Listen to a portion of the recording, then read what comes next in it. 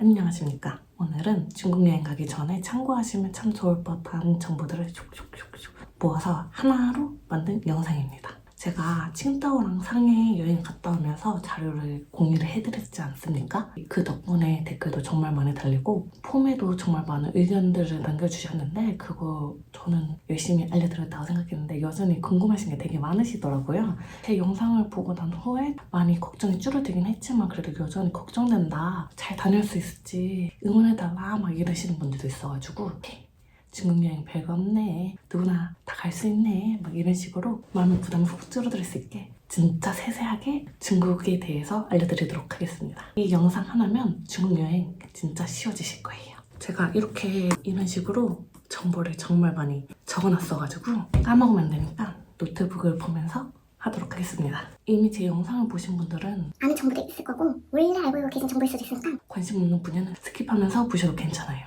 그치만 처음부터 끝까지 다 보시는 게 여러분들에게 좋겠죠. 일단 기본 정보부터 소개해보자면 중국은 어느 동네를 가든 시차는 딱 1시간 차이 납니다. 그래서 한국이 10시라면 중국은 9시. 그치만 비행기 시간은 여러분이 어느 동네를 가냐에 따라 굉장히 달라집니다. 유튜브, 카톡, 인스타, 트위터, 네이버와 같은 어플은 중국에서 사용이 불가능합니다. 그래서 VPN이 있어야지만 사용이 가능한데 로밍, 이심, 유심, 도시락 와이파이 등을 구매하실 때 VPN이 포함되어 있는지 안 되어 있는지 확인해보고 결제하셔야 됩니다. 그러면 VPN 어플을 별도로 설치하시지 않으셔도 돼요. 저는 2기가씩 3일간 그리고 1기가씩 하루 해가지고 총 8,000원 냈고요. 칭다오에서도 상하이 여행에서도 저는 로밍 도깨비를 이용했습니다. 칭다오에서는 로밍 도깨비가 잘 안 터졌는데 상해에서는 문제없이 잘 터졌습니다. 상해 여행은 3박 4일 다녀왔는데도 3일 하루 이렇게 나눠서 결제한 이유가 만약에 써봤을 때 로밍 도깨비가 이번에도 안 터지면 다른 브랜드의 통신사를 사용하려고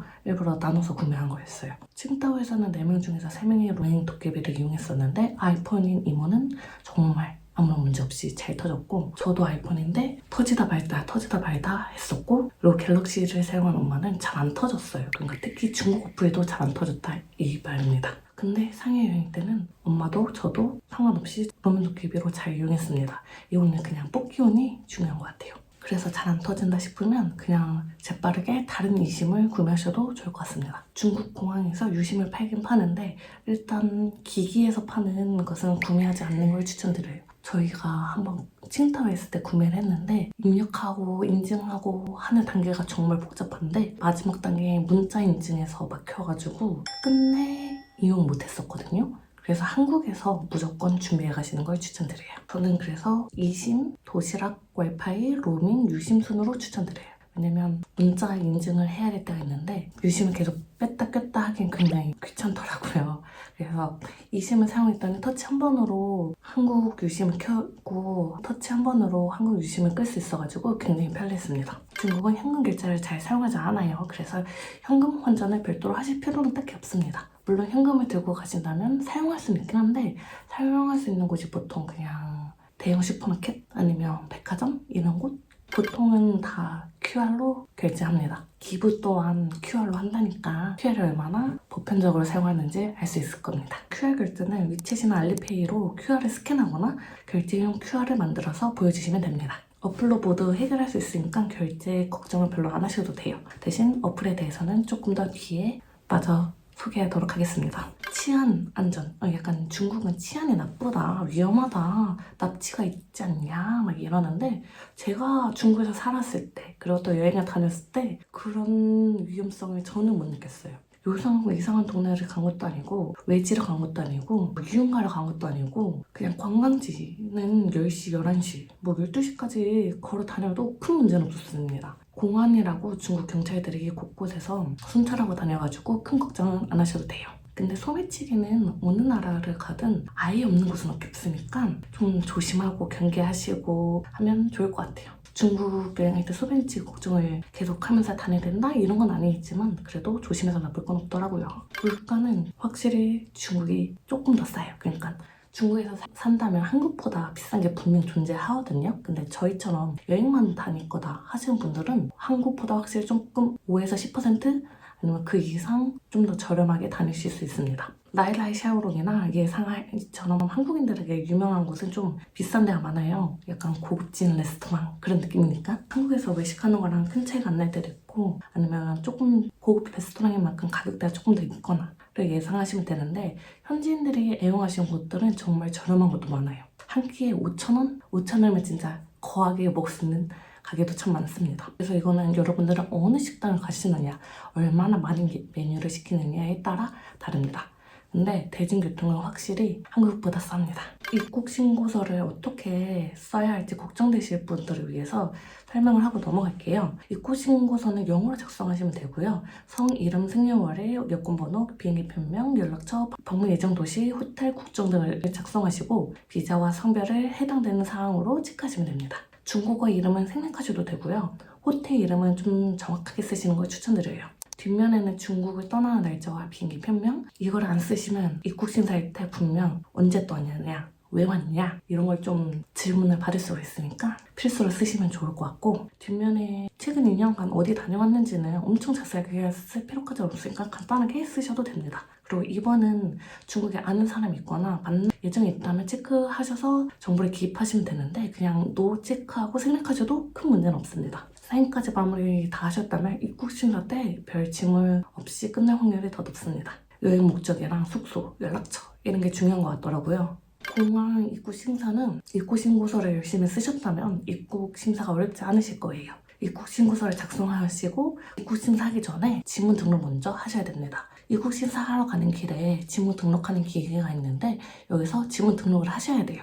여권을 인식하고 왼쪽 사진, 오른쪽 사진, 엄지는 긴가민가 한데 그냥 이렇게 지문을 등록하고 입국 심사를 하러 가시면 됩니다. 한번 등록하면 그 이후부터는 따로 등록 안 하셔도 돼요. 한 번만 하시면 됩니다. 여권 인식을 하면 알아서 해당 언어로 바뀌기 때문에 왼쪽 사진을 올리십시오, 오른쪽 사진을 올리십시오 이런 식으로 나오니까 걱정은 안 하셔도 되고, 입국 심사가 옛날에 진짜 느렸는데 요즘은 진짜 많이 빨라졌더라고요. 제가 갔을 때는 20분 정도면 충분했던 것 같아요. 근데 여러분들이 성수기에 가신다면 조금 더 많이 소요가 되겠죠? 성수기 때 가신 분들은 40분, 50분 정도 소요됐다 하시는 분들도 좀 계셨습니다. 입국 신고서 종이를 요구한 대로 다 작성하셨다면 그냥 Hi, Thank you 이 두 마디만 하고 끝나실 수도 있어요. 저는 그랬거든요. 근데 엄마는 무슨 목적으로 왔냐, 누구랑 왔냐 이런 질문도 받았다고 해요. 그럴 때 그냥 단답으로 friends, travel 이런 식으로만 말해도 큰 문제는 없습니다. 공항에서 시내까지 가는 방법은 다양한데 보통 공항버스, 지하철, 택시 이런 식으로 있어요.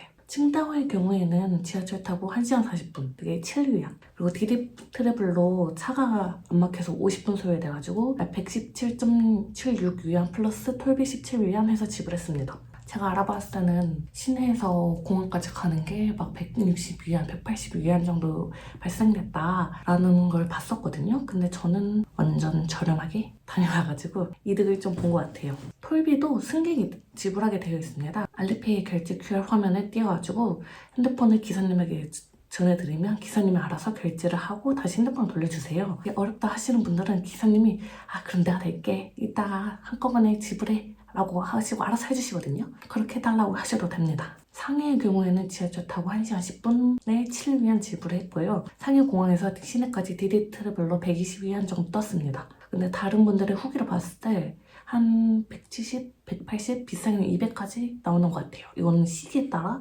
차 막히는 정도에 따라 다른 것 같고, 공항버스는 20위안이라고 하고 최고 시속이 430km나 되는 마그레브는 50위안인데 당일 비행기 티켓이 있으면 10위안 할인해가지고 40위안에 구매 가능합니다. 근데 이거는 직원한테 구매를 하셔야지 돼요. 기기에서는 할인이 안 됩니다. 마그레브 자체는 8분 정도 소요가 되는데 룽냥로 여기서 내려주기 때문에 목적지까지 다시 한번 지하철을 탄다거나 택시를 타야 된다거나 막 이런 번거로움이 있어서 저는 일부러 이용하지 않았거든요. 마그레브도 짐을 검사해야 되고 지하철을 타야면 또 짐 검사해야 되고 너무 귀찮아. 그래가지고 저는 스킵을 했지만, 이용하실 분들을 위해서 운영 시간을 알려드리자면 푸동공항에서 출발하는 차는 아침 7시부터 저녁 9시 42분까지 운행을 하고, 루양루 역에서 출발하는 차는 아침 6시 45분부터 저녁 9시 40분까지 운영합니다.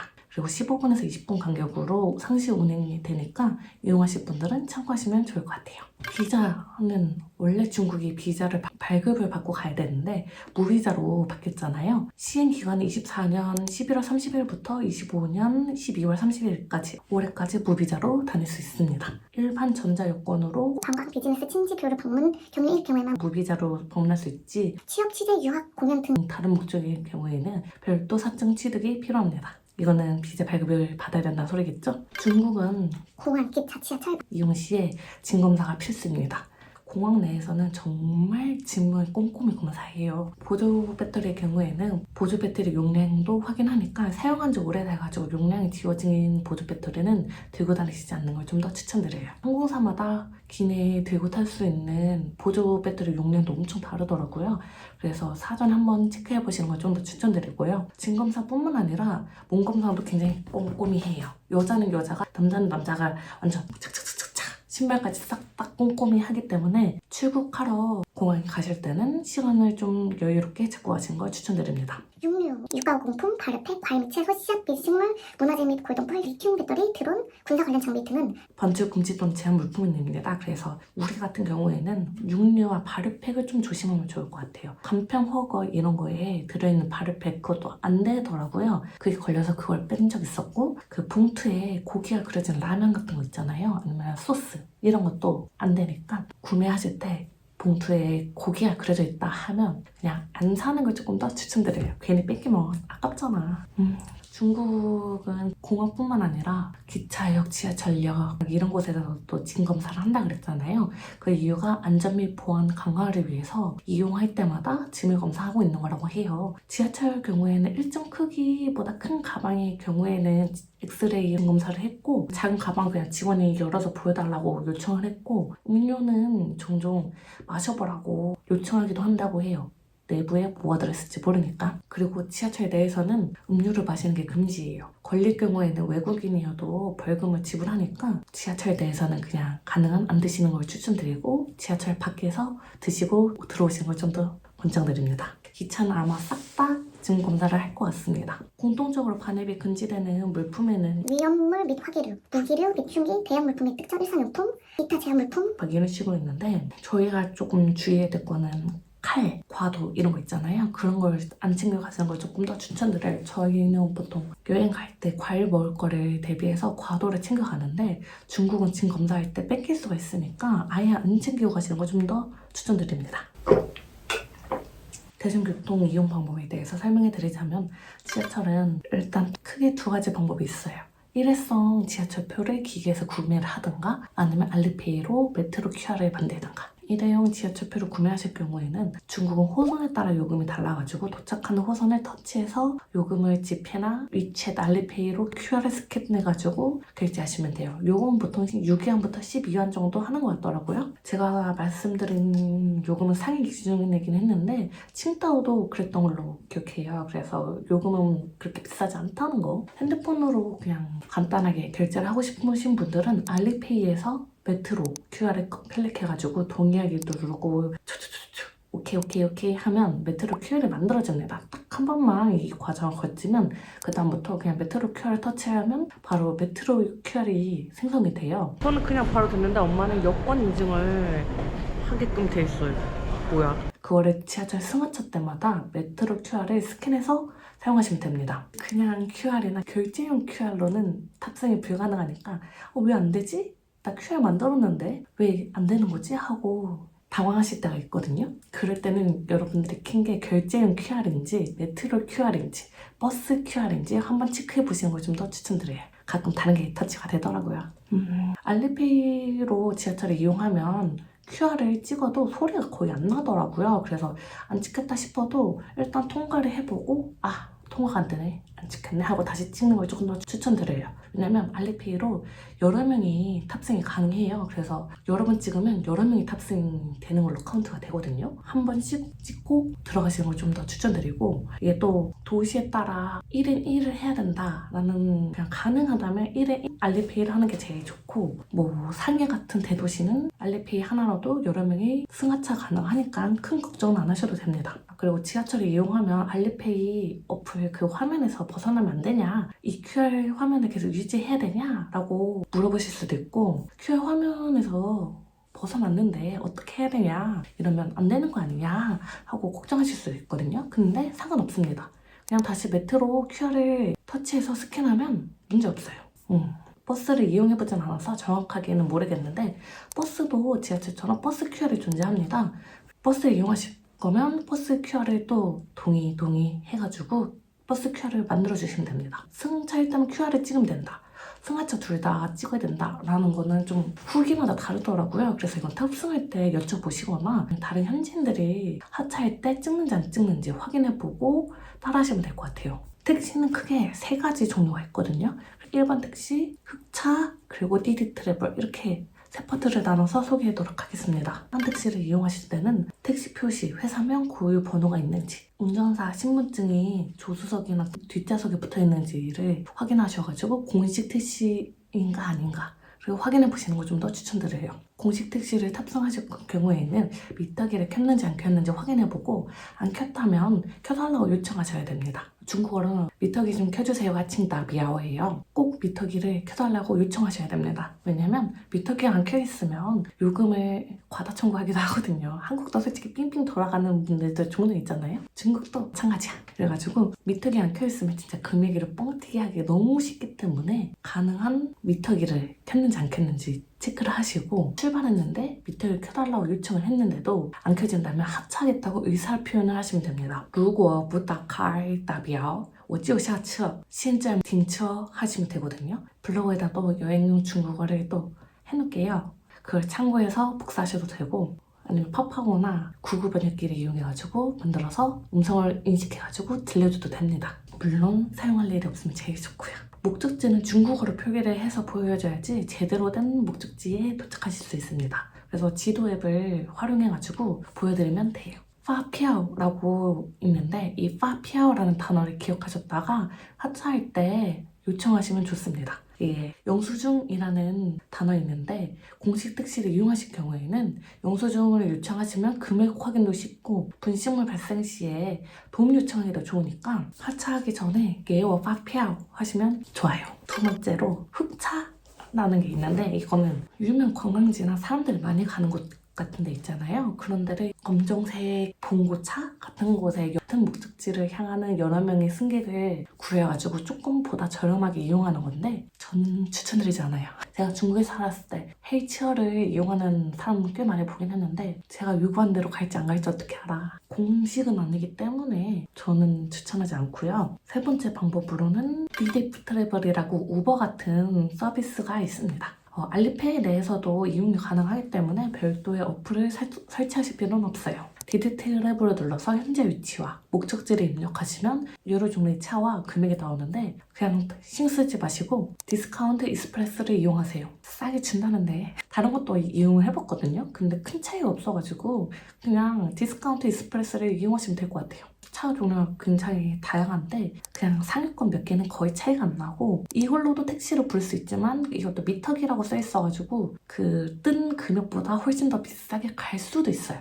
안 수도 있지만 저는 그냥滴滴 트래블의 디스카운트 익스프레스를 제일 이용했고요. 프리미엄을 선택을 하면 고급차를 오는 거지 큰 차가 온다 이런 건 아니거든요. 그래서 여러 명이 다니신다면 그냥 디스카운트 익스프레스로 여러 대를 부르셔도 괜찮을 것 같아요. 그게 조금 더 합리적인 소비를 하실 수 있을 겁니다.滴滴 트래블로 차를 불러가지고 차에 탑승하실 경우에는 핸드폰 뒷자리 번호를 물어보거나 아니면 이 번호가 맞냐라고 확인하거나 합니다. 물론 아무것도 안 물어보고滴滴 트래블 하고 확인하고 그냥 가시는 분들도 있고, 목적지 땡땡땡 하고 물어보고 가시는 경우도 있는데, 차에 탑승했는데 뭐라 물어보는 것 같다 하면 그게 뭐지? 생각하실 필요 없이 그냥 보통 핸드폰 뒷자리 그게 뭔지 물어보는 겁니다. 그래서 영어로 대답하셔도 되고 손으로 이런 식으로 말해도 되고 상관없습니다. 그리고滴滴 트래블로 이용하실 경우에는 차를 부를 때 한 번, 그리고 택시에서 하차할 때 한 번, 이렇게 총 2번 비밀번호를 입력을 해야지 택시 요금이 빠져나갑니다. 하루 정도는 늦게 입력해도 큰 문제는 없었는데 하차 후에 비밀번호를 입력해야지 결제가 최종으로 되더라고요. 그래야지 그 이후에 또 다른 차를 부를 수 있게끔 되어 있는 시스템이라서 왜 또 결제창이 뜨지 하고 당황하실 필요 없으십니다. 그냥 이용한 게 맞는지 확인하는 거니까.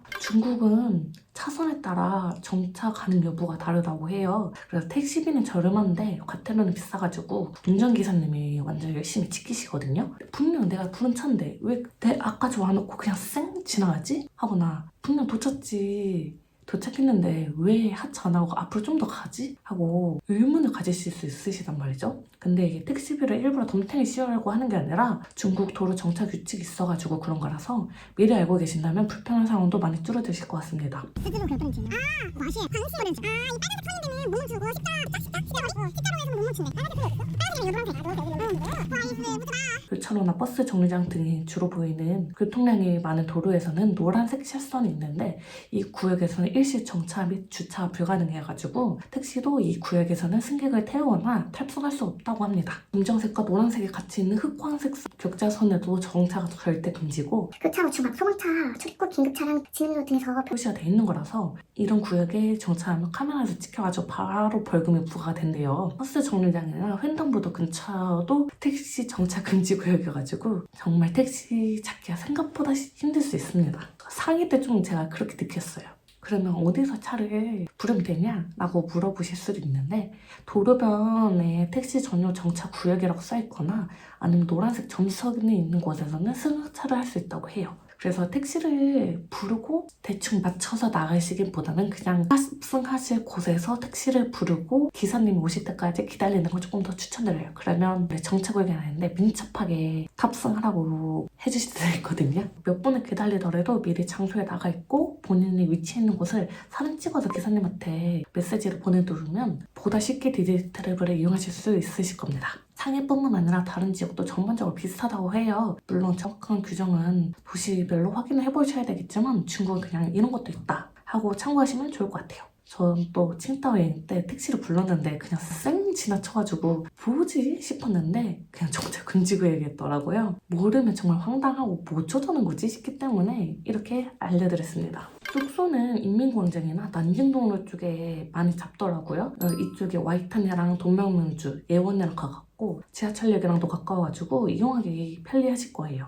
약간 한국으로 치면 명동 같은 곳? 저는 화이하이 쪽에 숙소를 잡았는데 여기도 이용하기 편리했어요. 근처에 지하철역이 3개나 있어가지고 상황에 따라 이용하기 좋은 역이 다르더라고요.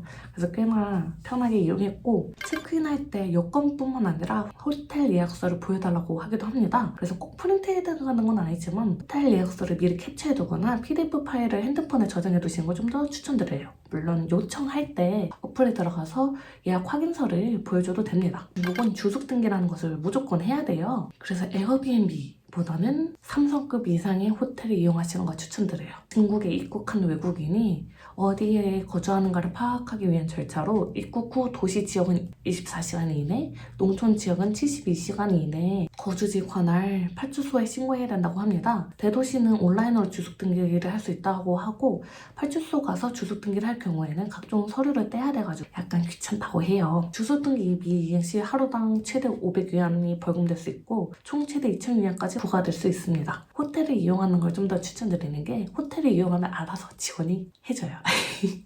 그래서 호텔을 이용하시는 걸 좀 더 추천드립니다. 중국 여행할 때 무슨 어플을 사용했는지도 궁금해하실 텐데 일단 지도 어플부터 설명해드리자면 중국에서는 구글 지도를 사용하실 수 없습니다. 어플을 들어가지긴 하거든요. 근데 정확한 정보가 뜨지 않아가지고 이용하기 굉장히 힘들 거고 댓글에 아이폰 기본 지도 어플도 사용 가능하다 해가지고 제가 상해 여행 때 써봤는데 그것도 제대로 작동을 안 하더라고요. 저는 고덕 지도랑 바이두 지도를 이용했습니다. 두 어플 다 중국어인 한자로만 돼 있어가지고 사용법을 미리 인지하셔야지 편하실 거예요. 저도 다 까먹어가지고 캡처해가지고 팝업으로 이미지 검색하고 그랬습니다. 저는 고덕지도랑 바이두지도 둘 다 사용했는데 엄마는 고덕지도가 안 된다고 해가지고 엄마는 바이두지도로만 이용했습니다. 저는 보통 고덕지도로 경로를 검색해가지고 계속 확인하고 추가로 무언가를 확인해보고 싶거나 맛집이나 이런 거를 더 검색해보고 싶을 때는 그냥 바이두지도도 켜가지고 이용했습니다. 사용 방법은 큰 차이가 안 나는데 검색바를 터치해가지고 목적지를 검색한 후에 길찾기를 눌러서 현재 위치 또는 출발지를 입력하면 알아서 추천 방법이 떠요.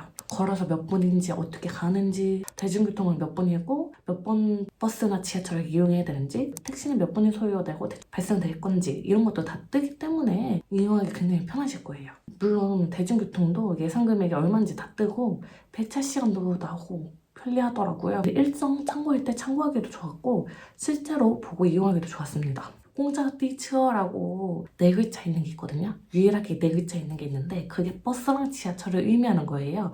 그래서 대중교통을 이용해서 이동하실 경우에는 공자띠 츠어 세 글자 있는 걸 사용하시면 되고 나 츠어가 차를 탑승했을 경우에 고 지싱은 자전거를 탔을 경우에 길을 알려주고 저우싱 걸어서 갈 경우에 길을 알려줍니다. 자전거를 안 타실 거면 3개만 하셔도 충분히 고덕지도랑 바이도지도로 길 찾는 게 어렵지 않으실 거예요. 지도 어플이나 사이트에서 각종 상점, 관광지를 미리 등록해놓고 메모를 하실 수도 있는데 고덕지도는 중국 번호가 없다면 회원가입이 불가능해서 불편했고 미리 즐겨찾기를 등록하고 싶다면 바이도지도를 이용하시는 걸 좀 더 추천드려요. 저는 그냥 제가 공유해드린 노션 파일을 필요할 때마다 켜가지고 검색해가지고 복사해서 붙여놓고 사용했거든요.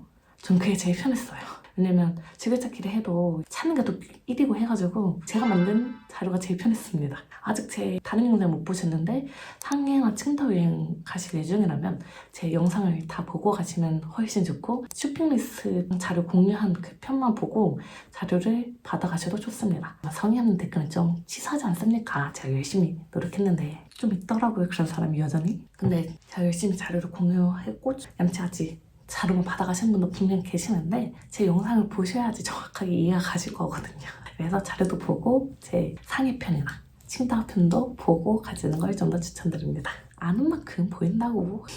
아 맞아, 제가 칭다오 편에 다른 분이 한국인들에게 알려지지 않는 맛집은 어떻게 찾냐 라고 물어보셔서 제가 진짜 포스팅 세트까지 했는데 정신없고 바쁘고 하다 보니까 아직까지 포스팅 완료하지 못했어요. 기다리셨을 텐데 죄송해요. 그래가지고 지금 이렇게라도 영상으로 소개해드리도록 하겠습니다. 검색바를 터치하고 이렇게 생긴 미식을 누르면 각종 가게가 나옵니다. 키워드를 선택해가지고 해당 음식점으로 봐도 되고 퍽퍽을 이용해서 한식, 중식, 허거, 꼬치 막 이런 단어를 검색해가지고 복사해 덧붙여넣기 해서 그 분야의 상점만 보셔도 되고 중국 현지에 있을 때는 몇 미터 이내에 있는 음식점 막 이런 키워드도 있었고 평점이 높은 순으로 설정해서 보실 수도 있습니다. 그리고 궁금한 가게를 터치하신다면 자세한 정보를 아실 수 있어요. 운영 정보. 중국도 브레이크 타임 있는 곳이 많아져가지고 운영 정보도 확인하시면 좋고 메뉴판이나 후기도 확인하실 수 있습니다. 저는 그렇게 해가지고 주변에 있는 음식점을 보고 골라가지고 다녔어요. 여기에도 평점이 있어가지고 확실히 평점이 높을수록 맛있긴 하더라고요. 믿고 다녔더니 너무 입이 잘 맞았어요. 결제 어플은 중국에서 결제할 수 있는 방법이 알리페이, 카카오페이, 토스뱅크, 현금 있는데 현금은 거의 사용 안 하니까 패스해가지고 총 4개에 대해서 설명해보도록 하겠습니다. 알리페이 위챗이 중국 대표 어플이라서 여행하시다 보면 쯔푸바오, 웨이신 이런 말을 되게 많이 들으실 거예요. 쯔푸바오가 알리페이고 웨이신이 위챗입니다. 둘 다 한국 번호로 가입할 수 있는데 위챗은 약간 친구를 초대해서 실제로 사용하는 번호인가 막 이런 거에 대해서 인증을 요구하기도 하더라고요. 저는 이미 지인이 있어가지고 큰 문제 없이 했는데 여러분들은 조금 귀찮게 될 수도 있어요. 위챗보다는 알리페이를 조금 더 추천드리고 회원가입 방법은 블로그에 많은 분들이 이미 포스팅을 해뒀으니까 그걸 검색해서 봐보세요. 저에게 이런 거를 궁금하실지 몰라가지고 그냥 일단 가입을 했거든요.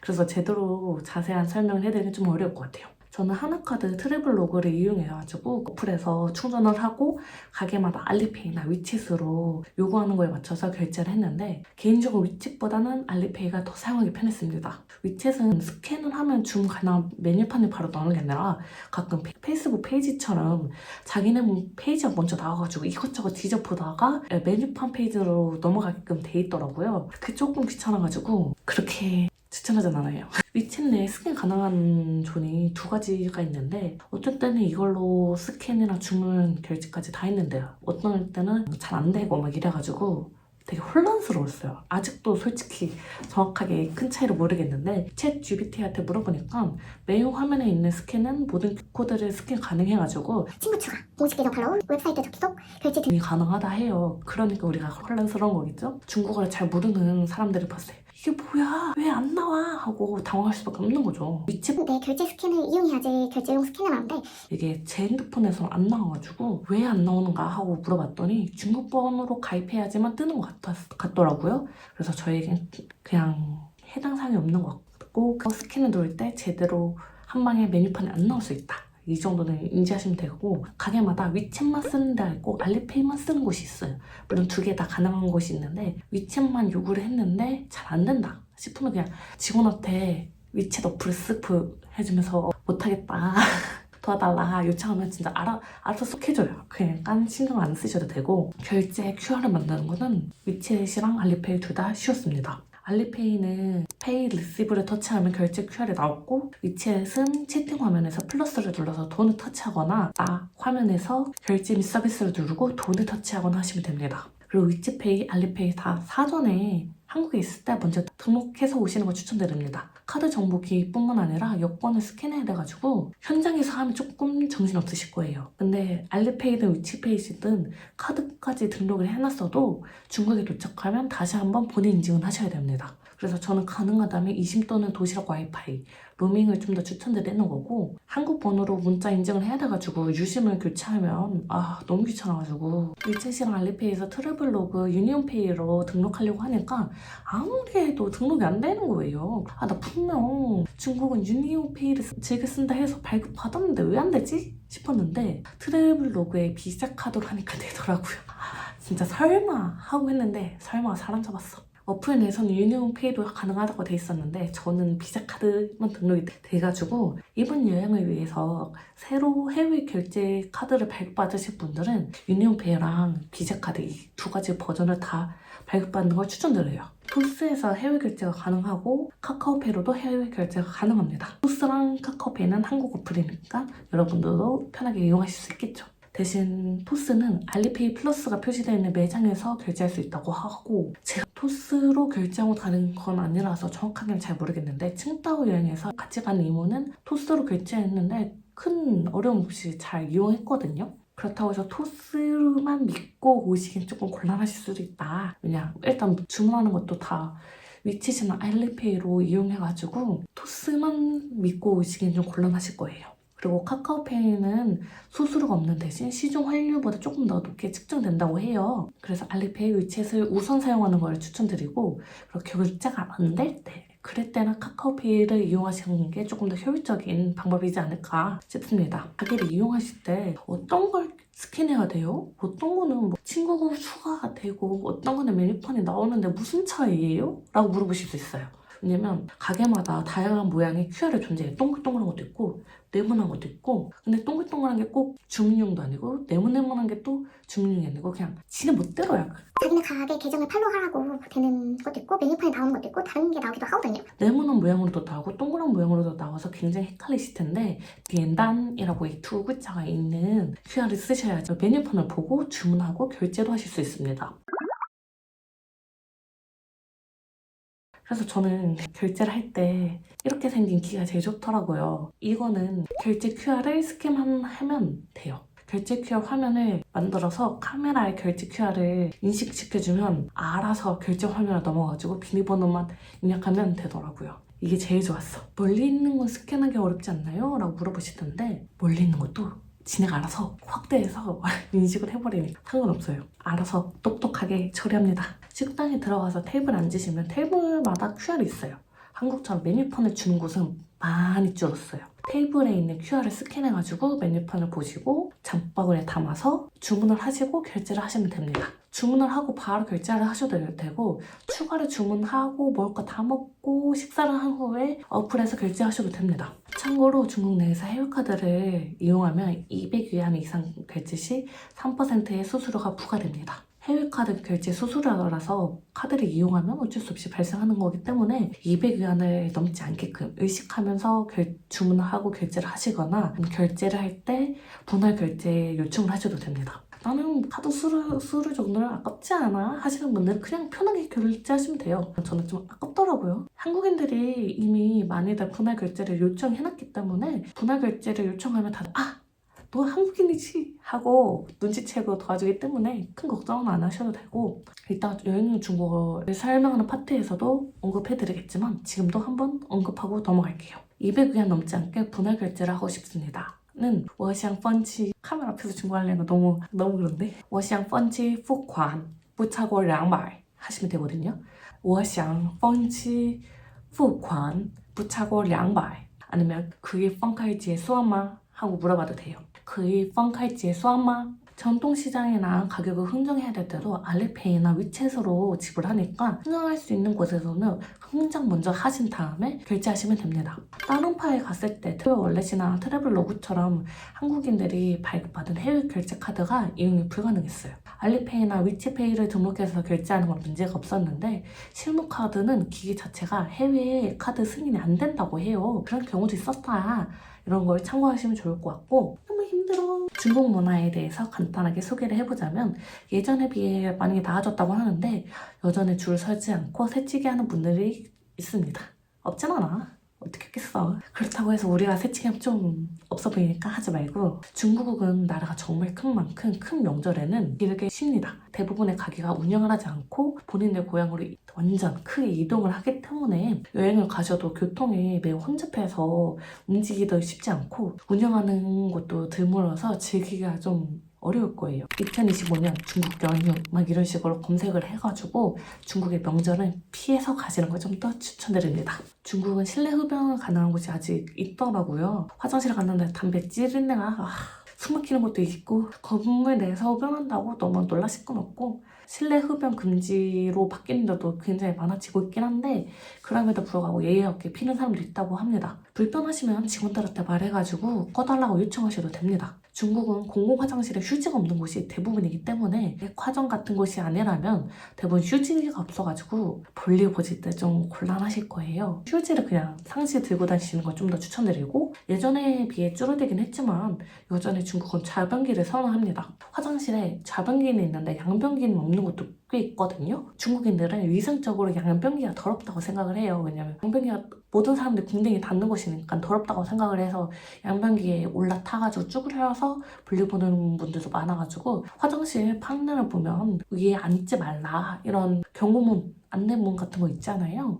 그 정도로 중국인들 좌변기를 선호하기 때문에 긴 치마나 긴 겉옷을 입고 가면 불편하실 수도 있습니다. 중국은 약간 양변기에는 자리가 비있는데 좌변기는 줄 서서 들어갈 정도로 좌변기를 선호하더라고요. 그래서 이런 것도 좀 참고하시면 좋을 것 같고 중국은 대부분의 식당에서 외부 음료를 사들고 가도 되거든요. 그래서 코코, 태양별의 매너커피, 루이스커피 등등 음료를 사들고 가서 식당에서 식사하면서 마셔도 됩니다. 콜라 사이다만 드시지 마시고 중국식 음료를 곁들여서 드셔도 좋아요. TBS 음료 시원한 거랑 같이 먹으니까 너무 깔끔하게 맛있더라고요.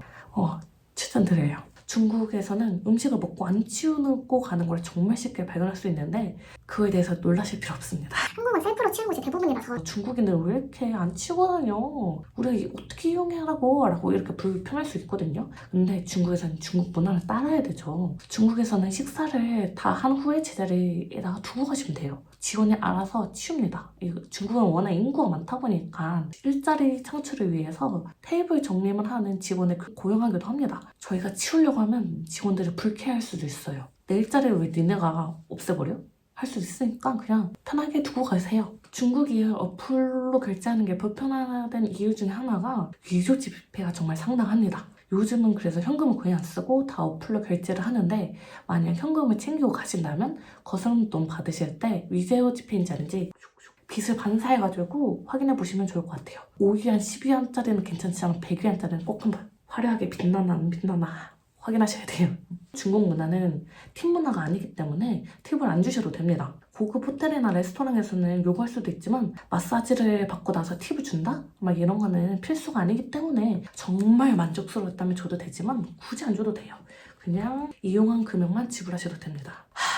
정말 열심히 달려왔죠. 이제 마지막으로 너무 힘들었다. 마지막으로 여행을 다니면서 쓸 법한 중국어를 좀 알려드릴게요. 근데 중국어를 알려드리기 전에 언어는 기세. 모르겠어도 당당하게 말하세요. 근데 나는 그걸 잘 못해. 그래도 당당하게 말하면 꿀릴 거 없어.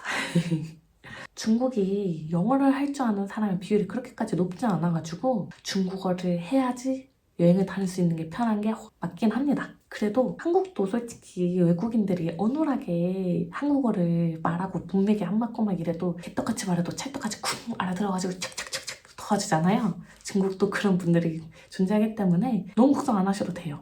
아니면 팝하거나 구글 번역처럼 똑똑한 핸드폰을 믿고 이용하셔도 되고 무엇보다 중국은 워낙 땅덩어리가 커가지고 지역별로 발음이 굉장히 차이가 나요. 제가 할 수 있는 사투리도 좀 다른데 지역별로 사투리가 굉장히 심하고 발음 차이도 많이 나가지고 중국인끼리 대화할 때도 통역가를 거쳐서 대화하기도 하니까 너무 걱정 안 하셔도 돼요. 그냥 오늘에도 어디 다른 지방 사람이겠거니 하고 말거든요. 그래서 당당하게 하시면 됩니다. 기본적인 인사는 안녕하세요, 니하오, 잘 가요, 안녕히 계세요, 짜이찐 해도 되고 아니면 빠이빠이 해도 돼요. 빠이빠이도 중국에서 되게 즐겨 쓰거든요. 물론 빠이빠이는 조금 더 친한 사이에서 하는 거긴 한데 빠이빠이 해도 괜찮습니다. 짜이찐 제일 좋긴 해요.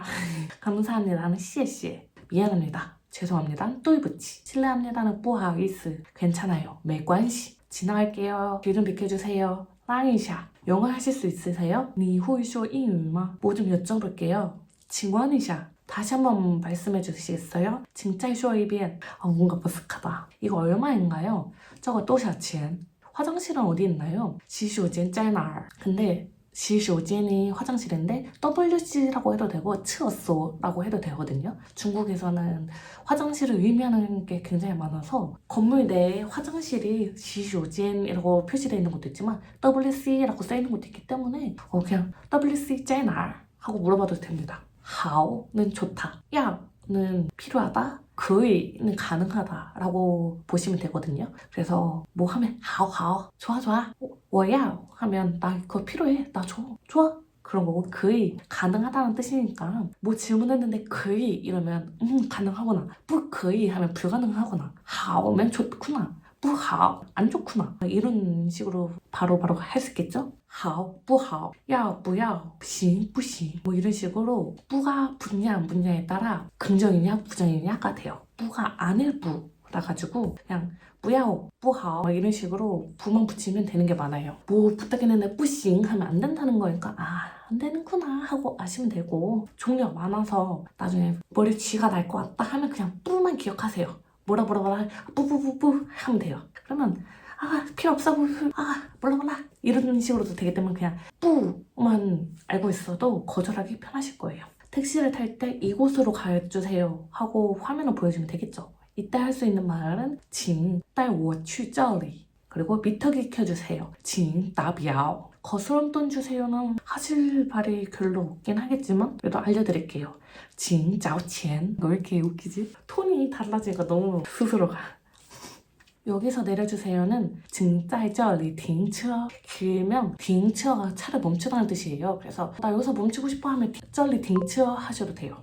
길 찾을 때는 실례합니다, 여기로 가고 싶은데 어떻게 가면 되나요? 하고 싶으실 때는 不好意思我想去这里该怎么走呢? 하시면 되는데 조금 길잖아요. 그래서 간단하게 여기 어떻게 가요? 만 물어봐도 돼요. 不好意思这里怎么走? 하시면 되거든요. 그냥 모르겠으면 不好意思만 기억했다가 不好意思하면 알아서 하고 소개해 주실 수도 있어요.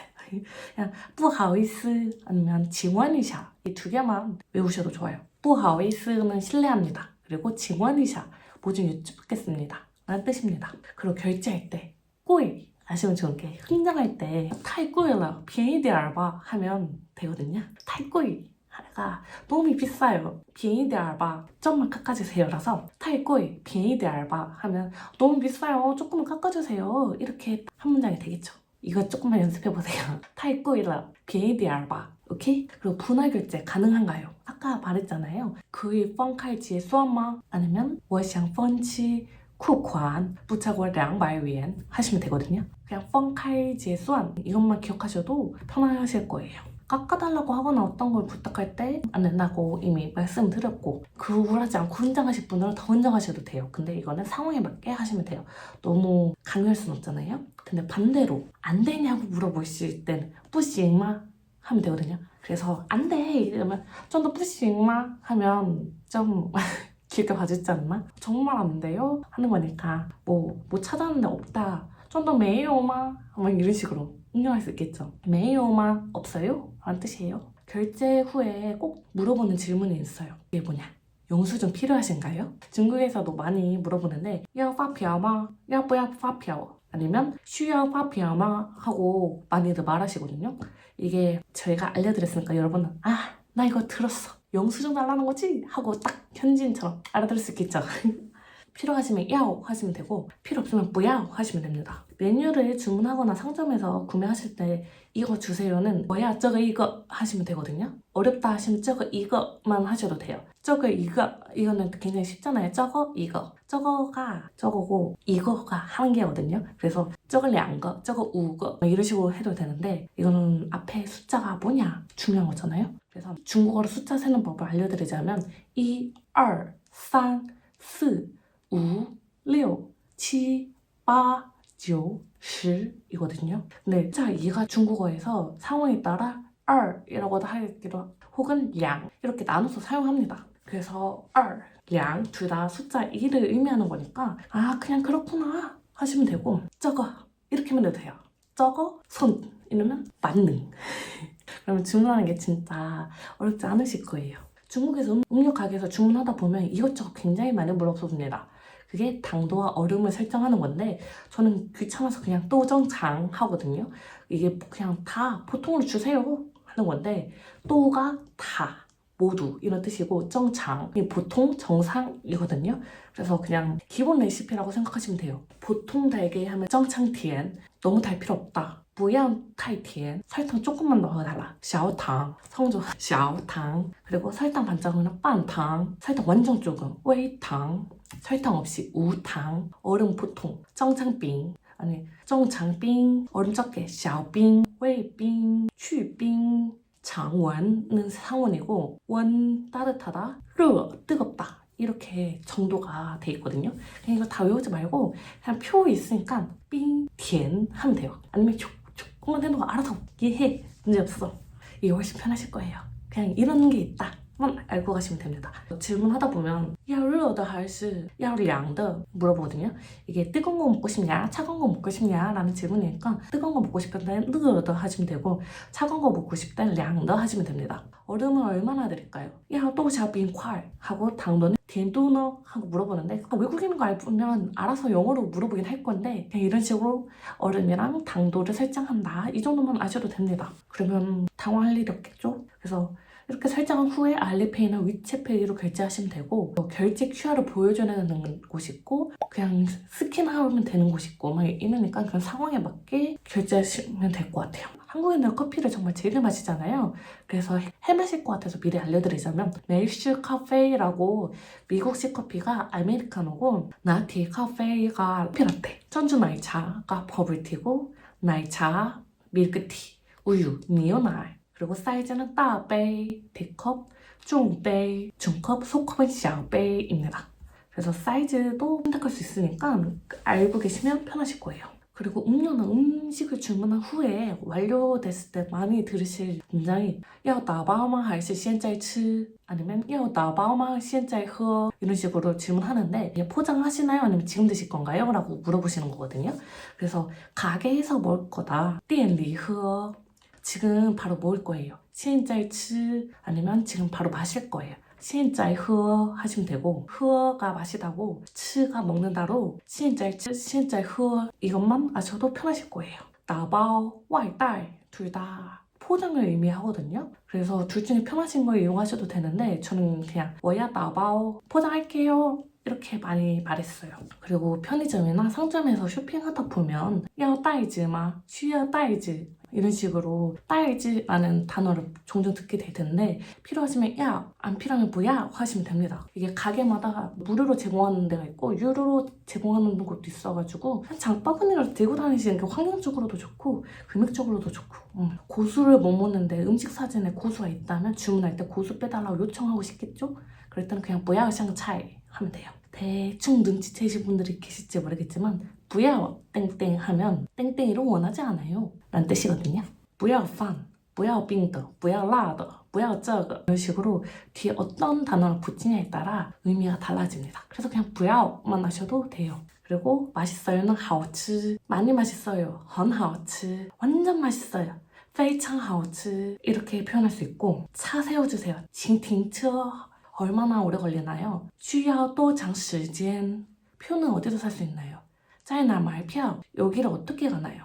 这里怎么走 이거 있나요? 요저거마 이게 전부인가요? 这就是全部吗? 이건데 그냥 기억 못할 텐가 全部吗? 해도 돼요. 전부야? 라고 물어보는 거거든요. 추천해 주실 수 있나요?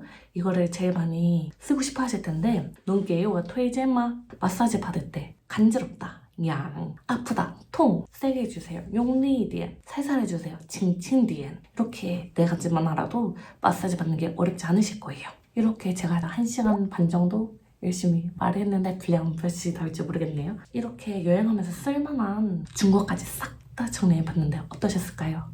좀 많이 감이 잡히고 후련해지시고 자신감이 생기셨을까요? 제발 그랬으면 좋겠어요. 제가 이렇게 많은 정보를 말을 해가지고 처음 접하는 내용이 이렇게 많으니까 머리가 지끈지끈하고 무슨 말인지 모르겠어 하고 하실 수도 있지만 다시 들어보세요. 한 번 듣고 두 번 듣고 세 번 들으면 별거 없네. 어느 나라 가든 다 똑같네. 막 이런 생각이 드실 거예요. 즐기는 자를 이길 수 없다. 걱정 마시고 편하게 즐기시면 좋을 것 같고 제가 영상 댓글과 네이버 폼에 있는 각종 질문, 요청사항들을 최대한 녹이긴 했어요. 근데 생각지도 못한 요구사항도 많고 막 이래가지고 놀랐거든요. 저한테 이런 것까지 궁금해하고 요청한다고? 싶은 것도 많아서 조금 당황스럽고 그래서 영상이 길어지긴 했는데 그만큼 중국에 관한 정보가 별로 없다는 의미 같아가지고 제가 아는 걸 다 탈탈 털었어요. 그러니까 자세히 풀어본 만큼 부디 도움이 되셨으면 좋겠습니다. 저는 중국을 그렇게까지 사랑하는 건 아니지만 이번에 중국 같은 거 좋더라고요. 그래서 여러분들도 선택지가 다양해지면 오히려 좋잖아요. 어느 나라를 가든 처음은 다 어려워요. 처음은 다 헷갈리고 처음은 다 실수하는 거예요.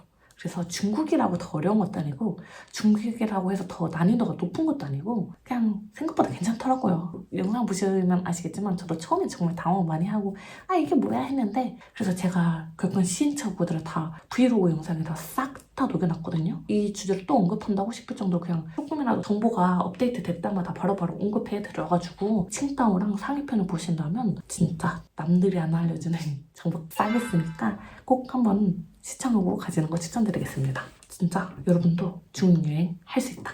별거 없다. 이렇게 탈탈탈 들었는데 자신감 있고 친구하겠어 하셨으면 좋겠고요. 댓글에 궁금한 점, 보고 싶은 컨텐츠, 좋은 점, 후기 막 이런 식으로 자유롭게 댓글 남겨주시면 좋을 것 같습니다. 댓글을 달리니까 너무 좋더라고. 그리고 구독도 좀 해주세요. 구독도 들어가니까 너무 좋더라. 구독, 좋아요, 댓글, 알림 설정까지 많이 부탁드려요. 잊지 말고 해주시세요.